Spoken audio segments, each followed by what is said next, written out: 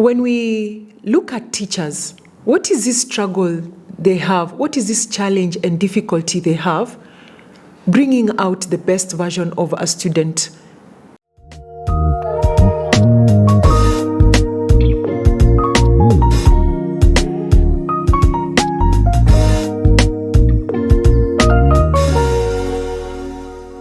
When we look at teachers, what is this struggle they have? What is this challenge and difficulty they have bringing out the best version of a student that is already presented to them in their classroom?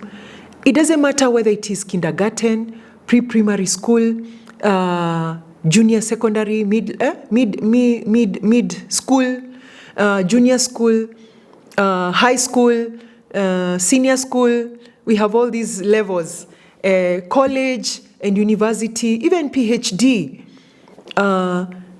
It is very important for us to understand that there is what we need to bring out as teachers ourselves. And so from a global perspective, we have been told Finland, the Scandinavian countries, and some even Korea have one of the best teaching practices in the world. And then we are saying we want to emulate that. Then we also say in Africa, at some point in my postgraduate studies I did at Nazarene University, my MBA. I had fun there as well. But I also went to University of Cape Town, and that changed my mind. That transformed me completely, because the way they taught was all about, Frida, you have to be the best version of yourself. We bring out the best in you. You must have fun in what you're doing, in your passion as a teacher, in your passion, in your career. And that was lovely. So I look at South African style of teaching, teaching practices in South Africa, teaching practices in Nigeria, teaching practices in Egypt are amazing. And what are we saying? In East Africa, we are still struggling with the old style of teaching, the old style of, I am the one, teacher facing, everybody else listen to me. But we are saying now, this is a future of education, where the student is the one that is the client. So you have to look at this in a more professional way. Your student, you are there to serve your student. It's not the other way around. The student is not coming to listen to you. And that is what I believe the future of learning is all about. You are bringing out the best version of the student. It has to come from them. As a Christian, we've been told God created us in his own image. He created both male and female.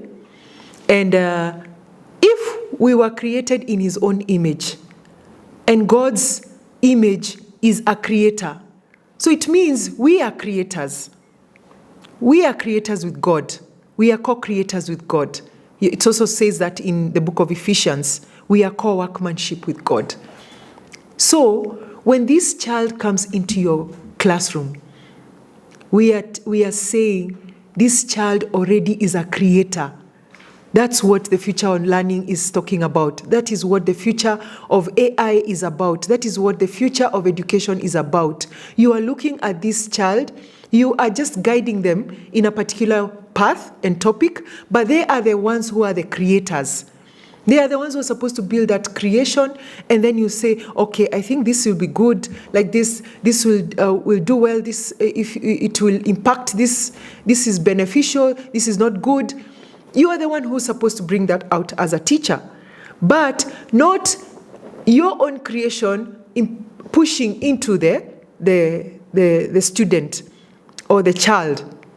And that is a really special space for us to consider when we are looking at what is the meaning of future of learning.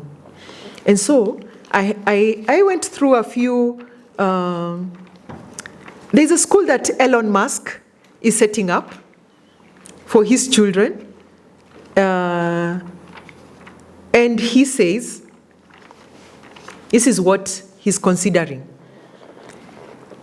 then there's need for a teacher to, the driver of education is inspiration.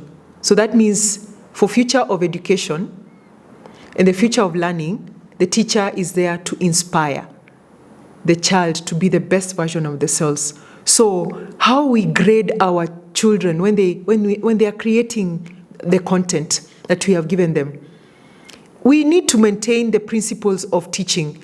The principles of teaching, yes, that have already been laid out, because we have to protect the children. So I'm okay with the government setting up the standards of the curriculum standards, the assessment standards, the evaluation standards. Those are key. So within those standards of evaluation, standards of setting up a safe space for learning, a safe environment for education, we need to follow the guidelines of the government. And so, how we grade, whether we want to grade according to the standard way or the formative style of grading, but is it fun for the child? Is it going to push the child? And some of the things that the teacher can input in this kind of space is gamification, using game theory, so that when I play a game, people have played games like Crash, Sugar Crash, that's what it's called. There are several games. When you're playing a game, you're taken to different levels. And you feel good when you achieve a particular level and then you get to the next level and another and another. That is what you want to bring into the classroom. Let the children have fun with game theory style, gamified style of assessment and grading. Don't grade them because they missed how they spoke. Yes, it's good for the global, for where they'll be meeting with other people, but the only way somebody can speak better, the only way somebody can have better literacy skills and the reading and writing and speaking skills is when they are confident about what they are saying. And when they bring that out, then they are able they're able to enjoy what they are doing. And even when a teacher marks their papers, they will not feel like they were biased, because the grading system already helps them to go to the next level, because the teacher is inspiring them to create more in that topic. The other one is that it is supposed to be student-centered. It's supposed to bring an abundance mindset. Whoa, we are going to speak about abundance.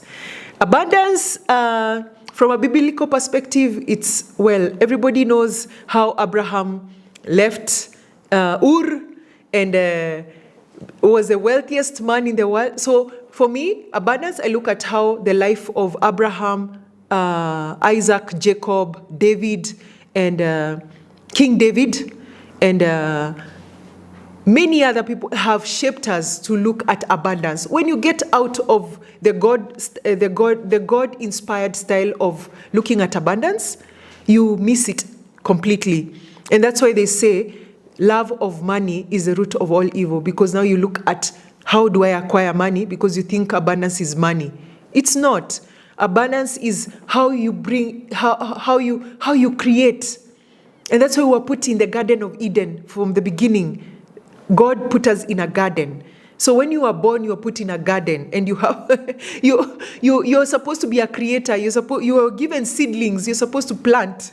So the next thing is you're supposed to be relevant and focus on critical lessons for success for that child. Another thing is imagination. How do you bring out this student to be more imaginative in their to have a level of imagination that is out of this world? Because everybody, once you're born, you are already a creator, but you have to create in your own style. No one should come and tell you, no, we don't like your vision, come and start doing our vision. Then there is increasing engagement. Now, This is something that has been very difficult, and I think that's why there is such a huge issue of mental health in society. Teachers do not help students to be to share or to love their fellow citizens or to love their family members. And for some of us here in Kenya, we are going through such a difficult time with our relatives because there's so much enmity. There's so much strife between siblings, so much strife between parent and children, a lot of strife between neighbors because of competition, a competitive mindset that is so unhealthy.